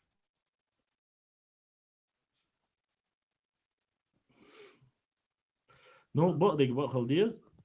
Со всем уважением, Хинц, это единственный современный твамболчхайна, его ситуации, и наши моменты алир андыши. В остальные времена, что немецкие ученые, что российские, русские ученые, кто бы ни описывал, они всегда описывают союзниками чеченцев, описывают андейцев. Сюда я шекуят. Асиот Акабашун, Сун Андеш Самуса. Но везде, вот где я натыкаюсь на документах, особенно в историческом плане, везде союзниками чеченцев андейцы. То есть друзья, союзники Алязин Букуш. Враги Алязин Дартсхига. Что они предали чеченцев, Язин Дартсанха. Именно Андей. Именно Андей. Другие цава, именно Андей. Про дедойцев там отдельная тема, Башдох Амадас, но дедойцы очень древние. Дедойцам, еще, да, грузин еще, ага. Да, да. Но они, вот честно скажу, даже Сюли, Ботчига, даже указано на картах, дедойцы есть. Дедойцы, расселение, те расселения, Грузия, Дагестан, Шина, Хайхалина. Дедойцы. Пошлам, Кэса хаттыр андуш шин родственный мот мурбути. Но они относятся к андоцесским языкам. То есть после года царь бьют, что мот либо ногчибу, либо сюли царжем будет шей мот будет. Да, юг не слухаешься. Вой баце, точно, вот именно анды амбу, вой мот баце. Это однозначно. Вой мот совпадать яш. 99,9. Хок дунят я цакам бедать. Вот 99% совпадать яш. То есть царь шей мот бухтер будет, да? Царь шей мот бу. Отдельно мот бу царь. То есть сюли ногчи совпадать до царь мот. А? Не то, что и царь эду, что духар даже, хочу отдельно дух царь духар. Башлам, қыта версию, андой, халға дүйіне ногчи мот бүйш келюсе тачасты имя андой. Но еще қыта версию... Азаматтам резгирвацерсон, бадык но асиот ақабах. Анды тайпаду, анды қамаду. Анды тайп цена ДНК дайылчы қидек дичі цен вайчар цаны совпадает то цен. Ю. Ногчишься. Қыта версию башлам. Башлам, қыта версию цен yok, тачас ногчи мот бүйч yok. Смотря где они живут, какой диалект, или ногчеморпольский, или там тибулойский, смотря где. Ну, версию мою, царь бюч ногчи мот па, тот англ, что в силу, в среде, где они находятся, бючбат, царь исторические бюч, царь и мот, ох, версию. То есть, еще раз доказывать, что еще и так далее. Эту версию, что они под воздействием нашего народа, что они приняли наш язык, или под воздействием другого народа наш забыли и приняли другой язык. Вот эта версия, она возможна. Допустим, как у балкарцев и карачаевцев. Балкарцы и карачаевцы, наши ученые все утверждают, что это кавказский кластер, и что они не пришлый народ, и они не тюркский народ. Но сегодня они все стали тюркскими. Тюркоязычный будешь. Саншеймот хаца уже. И многие тюрки приписывают их, гунки особенно приписывают их к себе, говорят, что мы тюрки все. Но по сути они не являются таковыми. Башлам и гонки терпенька я смогу абсолютно тюркскими соответствовать. Дела хамбодик дисла, аха. Тиги بس абосы هو هو أنا أشد دو أتوري تشتين هولي وين بوخشتا فيرسيو. сон, дохти что обещаю, вас вообще хаер цабол. Ну, тига, я так понял, что вот как раз-таки под влиянием Ценохчи души, под влиянием, он же был в то время международным языком. Долгое время он был международным языком. أتوري تشتين لا. Области междуречия Терека и Сулака. Это я спустил. Духа больше, ара, царь, отличаться дуба. У меня вот это такая версия, не хорошая или хорошая, пускай, конечно, каждый выбирает свой. ДНК многие вещи опровергает. Цен ночью ормаш. باشلام قطع فيرسي دون دي سولي باس دون تيردنكا ويكوكاس كرينر تاتي تشات دخول تركسكي دنكايات تنسى تشبوش основной А сюли не уж являются тюрками. Сюли тюркшбас. Сюли не тюрки. то есть занёх его ташаст ويكرين نوي نوخчи ишт терх ебел ишт больше тебе больше от версии ючто ну основную часть дела я Этот вопрос, это ближе к Петлане, более царь. дальше что оцентировать что сельдон да хоер и да та город моя та столица хоер и Хунзахе.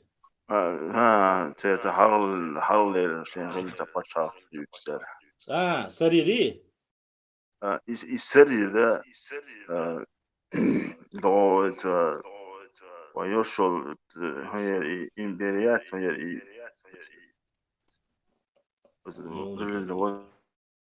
Турция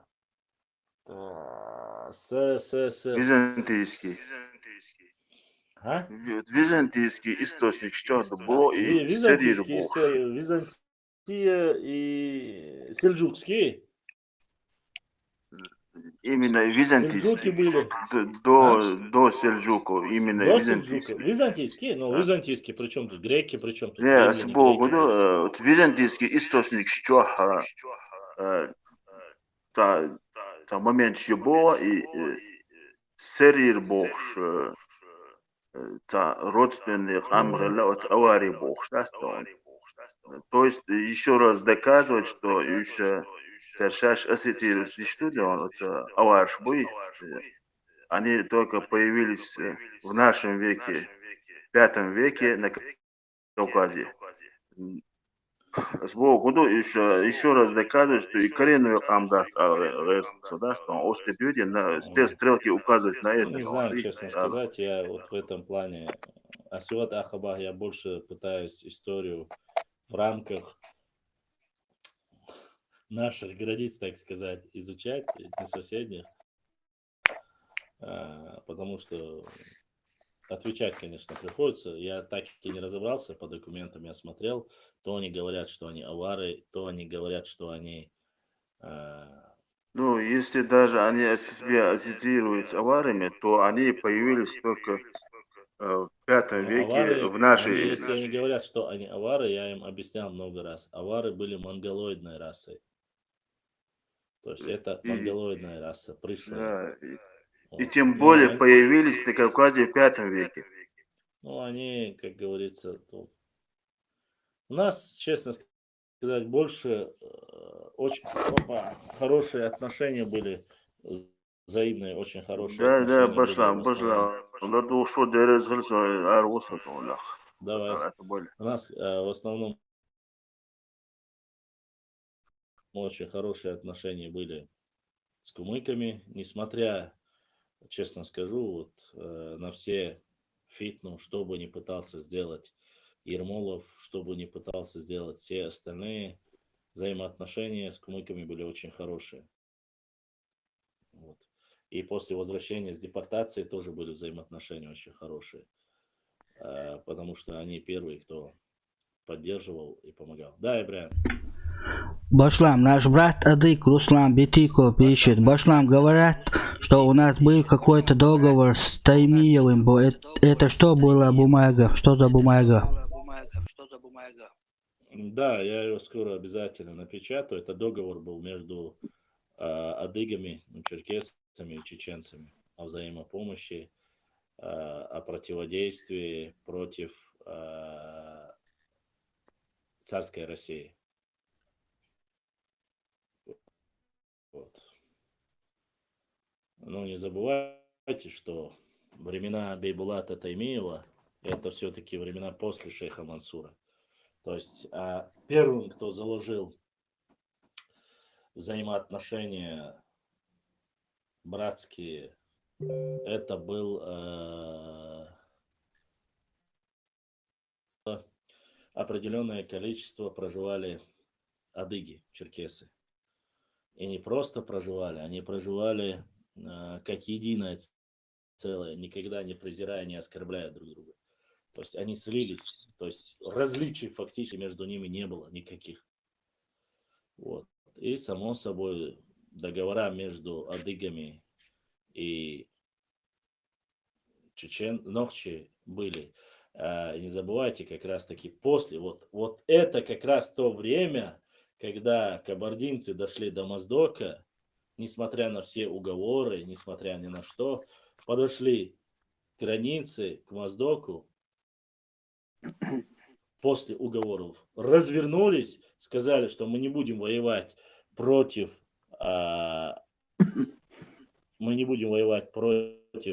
чеченцев, и ушли. Вот. Как раз таки это тот же период, когда кумыки основной частью, большой частью кумыки были союзниками шейха Мансура. Они, кто его поддержал, большей частью среди дагестанских народов, самая большая часть это были кумыки и лезгины. Башла. Вот.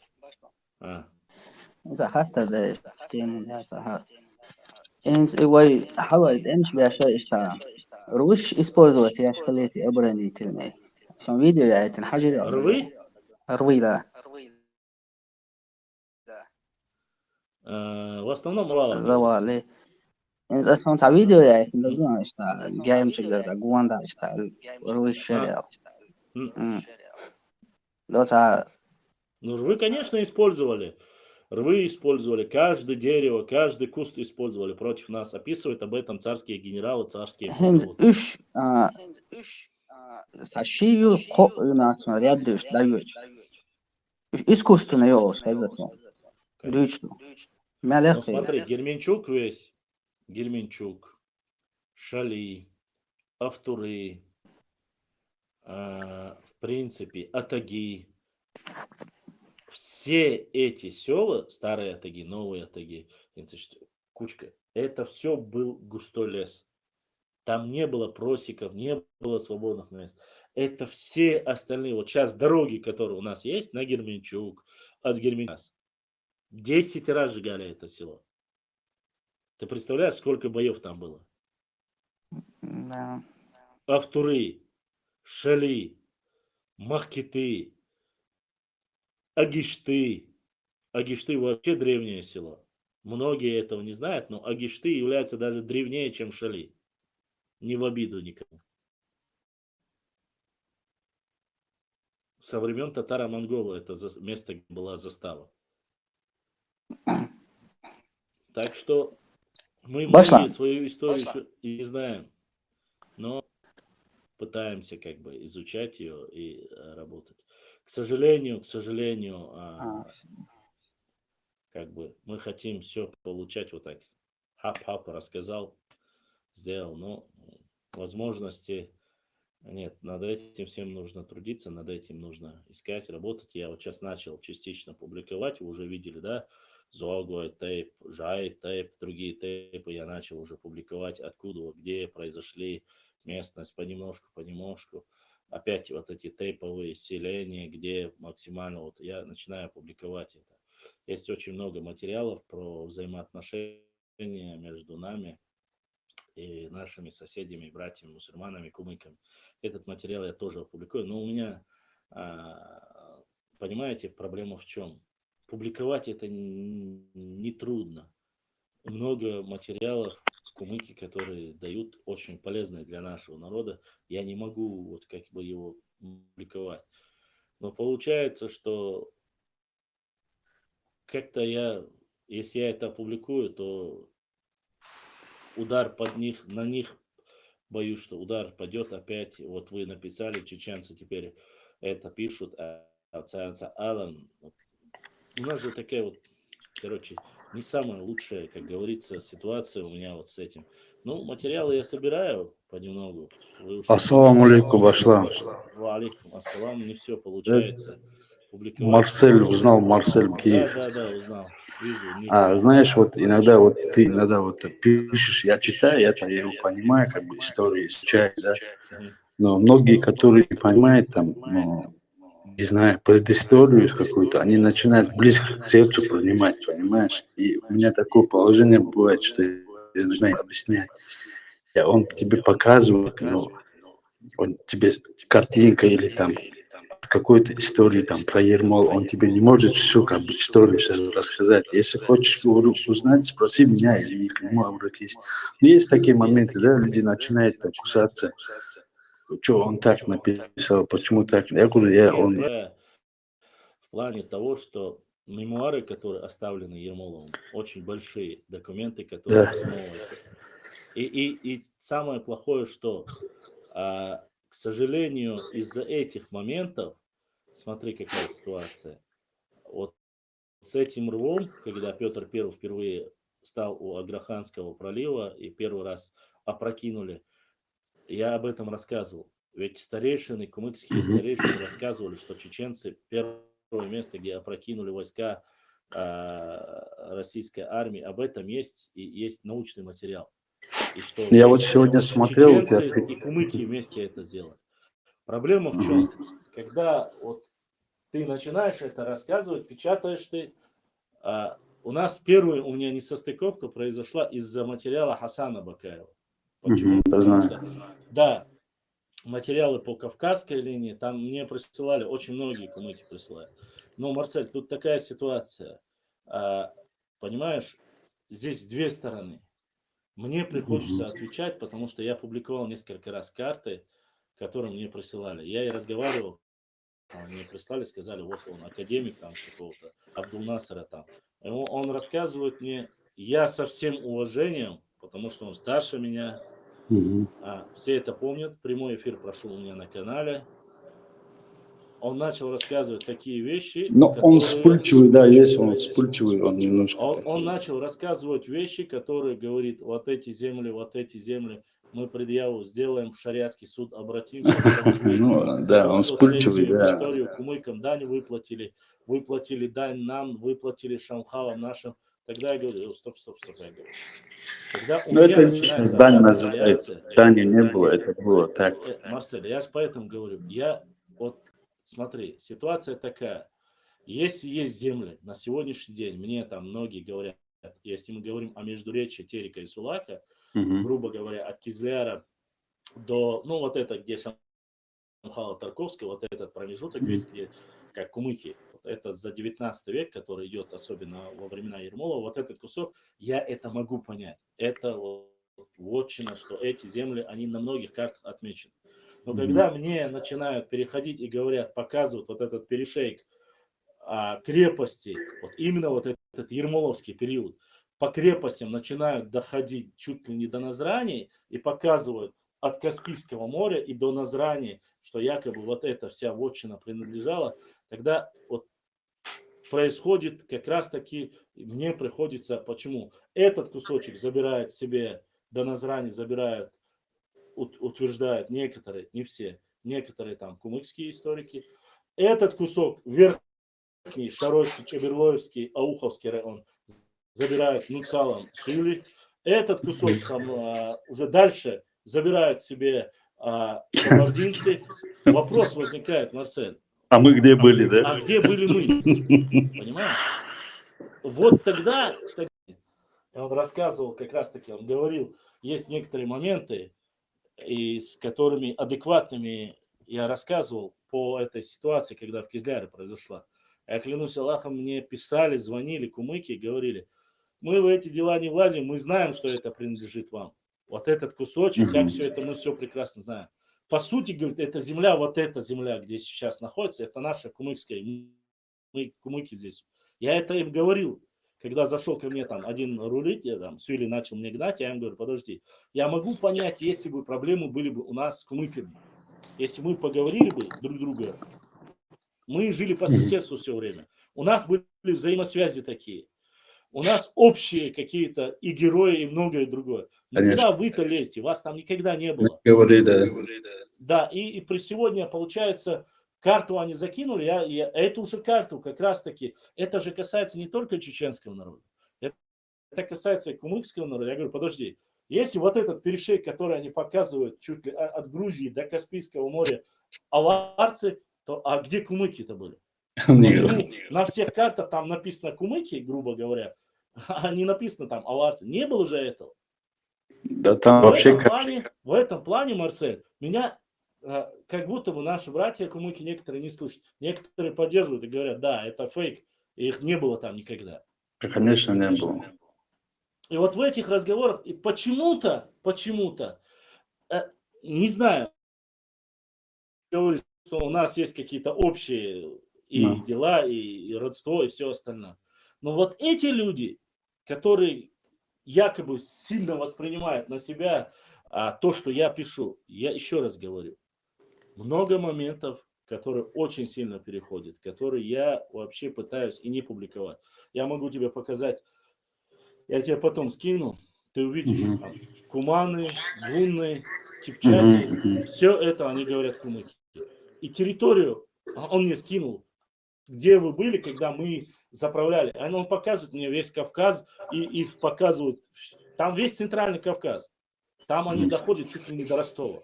Начиная весь Дагестан, Чечня, Ингушетия, все вот эти места заняты якобы им. Я говорю, ну подожди, я говорю, брат. Ну как ты можешь показывать такую карту, когда ты же знаешь, что мы не пришлый народ, мы автохтонный народ. Да. Я могу понять, это не ваша вотчина. Вы никогда не были в горах, это не ваша земля. Горная часть не ваша земля. Ваша земля это всегда были плоскостные территории. Ваши воины воевали там. Почему ты лезешь сегодня в горы, ты показываешь, до Грузии были мы. Ну где были? Не, у нас же говорят Кумук-Туз говорят. Кумук-Туз это типа кумыкская плоскость. Ну, равнина, вот. Да. Плоскость, Каспий, вот были, на Омке были всегда. Ну да, это кумыкское, нет, а кумыкское равнение и плоскости многие пишут, это хоть есть подтверждение документальное. Я могу понять еще, на крайняк пойти, посмотреть, понять, но ты понимаешь, вот и Берже, и даже что сделал Ермолов? Возвращаемся к этой тематике, даже завершая, как бы у меня чуть-чуть осталось только время. Что сделал Ермолов? Он увидел взаимоотношения, он увидел общие села, он увидел братские отношения, которые не позволяют влазить туда ни Сюли, ни терским казакам. И он делает очень технично. Но, в отличие от чеченцев, которые классовые, у кумыков были князья Шамхала. Да, у нас князья. Да, он, зная, что это ближе, что они поймут, он начал подкреплять определенных шамхалов, которые копейкой, разделяя властвуй, короче. И он говорит, если хотите, чтобы ваши земли остались, гоните отсюда. Вы не сможете, мы поможем. Надо очистить все вот эту плоскость от чеченцев. Само собой, он делает тем самым фитну. Во-первых, он поднимает один уровень, то есть поднимает кумыков, стравливая их с чеченцами. Это раз. Во-вторых, он получает огромные наделы. В-третьих, нагайцев он отталкивает фактически.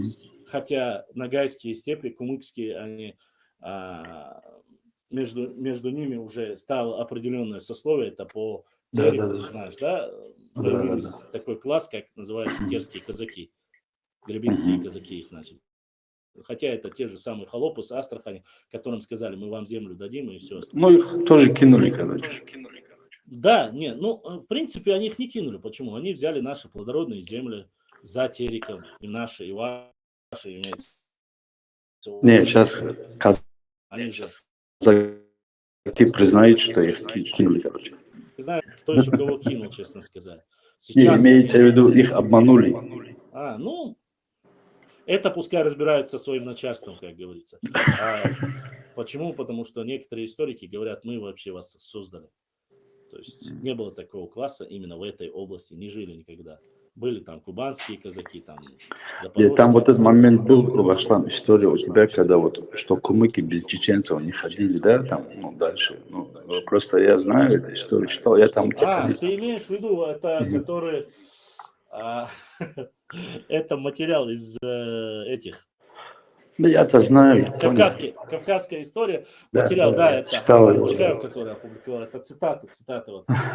Там Я же... честно скажу тебе, Марсель, ты не обижайся, брат, этот материал у меня был с 18 года, я тебе клянусь Аллахом, до 20 года я даже его не публиковал, зная, что просто-напросто, вот зная вот то, что будут вот такие разговоры, насколько Да. подтвержден, не подтвержден. Они вот сегодня пошли, эти разговоры, я начинал там, я говорю, я вам расскажу, типа, я рассказываю им, что 18 кумыкских старейшин убили, потому что они чеченцев пропустили через Аксай.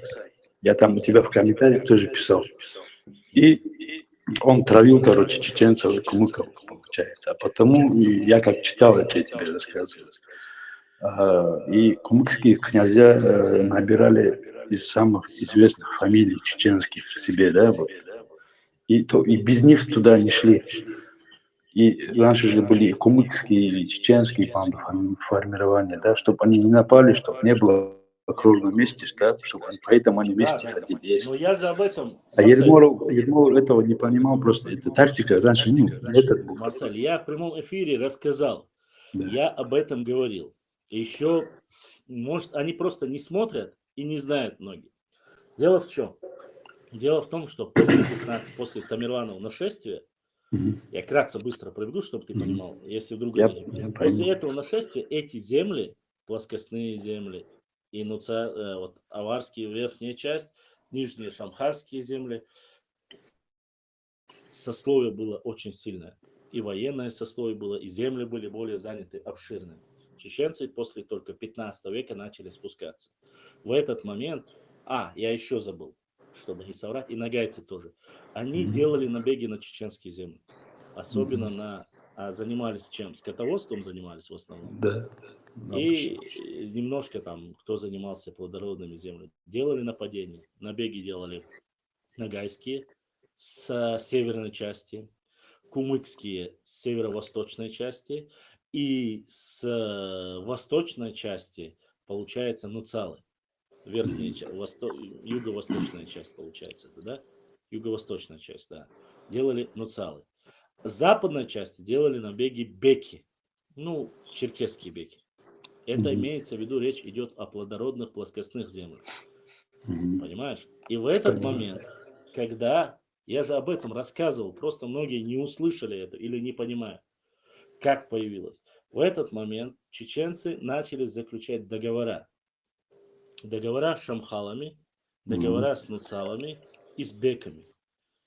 Да. Как заключались? Для того, чтобы, и с теми, кто там был, фактически шамхалы больше могли договориться с нагайцами, нежели чем с нуцалами и с беками. И они договорились, каждый на своей земле. Это междуречье Терека и Сулака, в этой части. Они договорились. Если мы, чеченские старейшины, мы просим вас, шамхалов, отправить к нам самого авторитетного среди вас, чтобы он управлял на этой земле, чтобы не было нападений, чтобы друг друга не нападали, не было кровной мести. Да, я читал это, да. Вот эта ситуация на их земле с нуцалами там и с беками там. Но после, описывается, после того, как уже начали укрепляться чеченцы, они начали набирать силу и спускаться все больше и больше на свои земли, которые им принадлежали ранее, они уже начали партнерски не призывать, а уже как дружеские отношения. То есть уже настолько слились и хороших отношений были кумыки с чеченцами, кумыки нанимали уже чеченских воинов для того, чтобы отражать какие-то нападения, когда были. Конечно, ну. Вот для чего делается. Но в целом это не фиксируется. Даже я там писал, моя прабабушка чеченка говорила, чеченцам было дозволено выходить замуж за чеченца и за кумыка. Все. Вот. И поэтому с ними и только все это началось, как бы полностью это закончилось уже когда во времена шейха Мансура. Во времена шейха Мансура уже полностью, опять же, видишь, как получается, Марсель. Конечно, мне позвонили многие кумыки, они от этого чувака, который там учитель он или кто он, я не знаю, лесоруб он, кто, который сел, начал пургу про шейха Мансура, он очень сильно взаимоотношения тоже подпортил. Ну, он сел и начал говорить, фитнес создают. Да, но они сказали, что он больше такого делать не будет. Единственное, вот что у нас вот по материалам, это вот этот ермоловский период, то, что он не понимая, не зная между нами взаимоотношения, но он стратег был, братан. Да, он стратег. Мы можем его ненавидеть, он может нам нравиться, нет, но он был стратегом. Но он общий враг, да, все равно.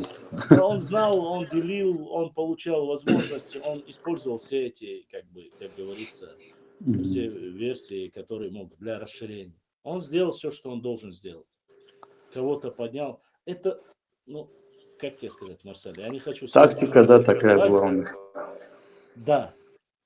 Да, вот видишь, сегодня что и сейчас делают. Кажется, кстати, сейчас то же самое происходит. Вашего, кажется, кумыка назначили министром образования, да, в Дагестане?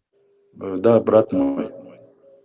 Поздравляю от души, я, честно сказать, в последнее время уже мало слышал, чтобы кого-то от вас назначали. Сейчас другой брат мой, Джамбулат, он стал министром транспорта, районный глава. Я сам же с Хасаюта. Ну, я в любом случае видел. Ну да, ты прав, нам кумыкам не дают подниматься сейчас. Вот. Это отдельный разговор. Я с тобой вот так говорить на эти темы тоже не могу. Да, отдельный разговор. Потому что только я поддержу, это уже все автоматически обозначает, что... Поэтому какие-то взаимоотношения между нами, но... Как говорится, все будет хорошо, иншаллах. Иншаллах будет, братья, да. Вы уж извините, у меня, к сожалению, время заканчивается. Закончилось оно уже, я сейчас уже дальше продолжать эфир. Но у тебя однокурсник здесь есть, я с ним разговариваю, он тоже историк же твой друг. Арби. Да. Если у меня получится завтра... Я постараюсь сделать эфир, если получится, да. Так, конечно же, по мере возможности, к сожалению, в последнее время немножко сложновато, но мы попытаемся пробиться и завтра тоже сделать эфир. Завтра эфир у нас будет уже, наверное, в Ютубе. Почему? Потому что один день в Инстаграм, по старой привычке. Один день в Ютубе, один день в Телеграме. По мере возможности постараемся сделать, чтобы завтра в Ютубе. Так что эфир, если будет, в 11 часов, завтра заходите в YouTube. Я еще в этот священный месяц Рамадан хочу поблагодарить два брата, которые задонатили. Дай Аллах, чтобы все у вас приумножилось. И я прошу ради Всевышнего Аллаха всех вас простить меня, если я каким-то образом обидел, задел. Не думайте ничего плохого. Я никого не хочу не обидеть. Все мы братья, все мы соседи. Я всегда говорил и говорю, что Кавказ должен быть един. Но единственное, если вы начинаете задевать чью-то историю, знаете, что мне приходится отвечать. А отвечать я умею, и вы это сами в этом убедились. Так что давайте каждый из нас будет заниматься своей историей, не задевая, не оскорбляя друг друга. Мы всем желаем в этот священный месяц Рамадан, чтобы все быстро закончилось, чтобы мир был на Кавказе и вообще везде, вы, наверное, понимаете, не затронуть, пытаюсь по-всячески не затронуть эту тематику, потому что особо у многих людей горе, поэтому дай Аллах всем, чтобы все было. Баркал дайре сколь. Башла. Ассаламу алейкум.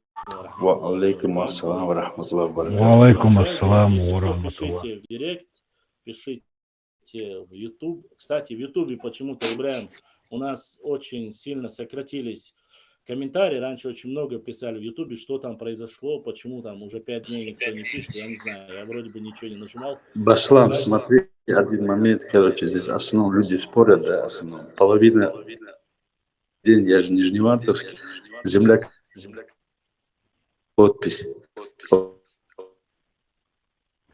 Я говорю, вы подпись ставить не умеете, говорю, спорить. Ну да, это есть, конечно. Ладно, брат, салам алейкум. Ибраим,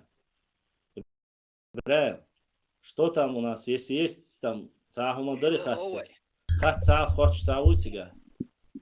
30 человек слушает, чумам дастер. Насчет комментариев, сухажа мажара ответит им, садочек чуат алина. Масан моду ответить, что?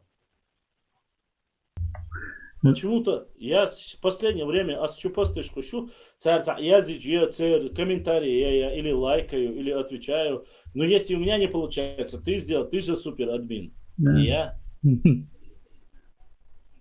Ты тоже красавчик, man. Все, взял на меня, скинул. Я единственный, маты и умж. А я косую. Остальное все есть. Нет, я сумал садочек чуат отвечать, а я дия канал или шухау. Хуй гязешь, тут цари. Ладно. Подожди, что сон интердоловый,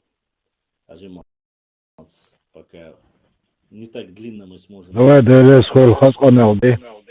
Да, Давай побой. интересно, важно, еще впереди мы постараемся вместе еще сделать много-много хороших эфиров. Иншаллах. Махнеш Масера дал обл. Будут вопросы, пишите. Работает. Вопросы идут на Instagram, Facebook, ВК. У нас есть в Рутубе, в Ютубе, в Телеграме. Место, где можно задать вопросы и провести площадку для общения. Вся паутина наша, да? Да, мы есть везде, в принципе. Поэтому никаких проблем нету. Обращайтесь. Сделаем, да, все, что возможно. Масера. Ибраим, сохрани, загрузи у нас, как всегда. Обложку поставь, и я постараюсь завтра.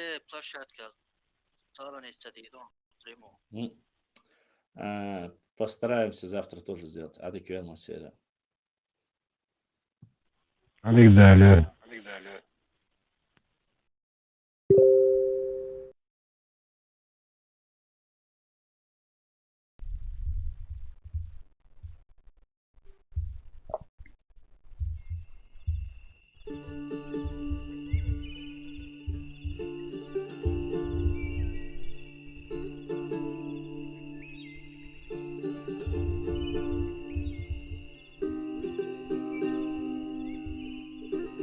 Ассаламу алейкум ва рахматуллахи ва баракатуху. Масей Пюстегалол. Всем спокойной ночи.